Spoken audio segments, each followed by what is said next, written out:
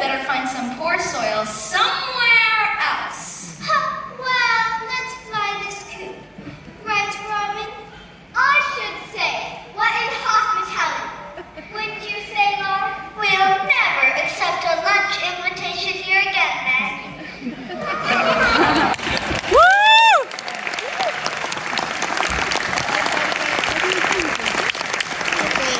That was ground with our reporters reporting in Susa. Thank you, Sifo. We're on the ground in the Persian capital of Susa, talking with Queen Esther, who has quite a story to tell. I'll say she does. Queen, can you give our heavenly viewers a little background on your story? Viewers? Never mind. Okay, well, the king had been searching for a new queen, and he brought a bunch of us to live at the palace where they pampered us with spa treatments almost every day for a year. It was quite luxurious. I should say so.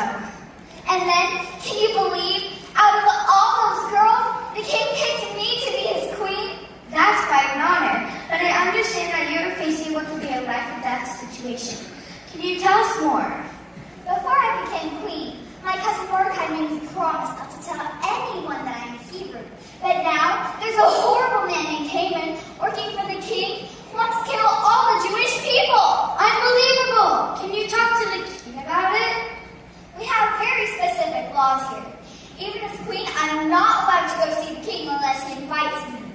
Anyone who goes in to see the king without an invitation could be killed. Mercy! We've all been fasting and praying to God. Honestly, it's a pretty scary decision.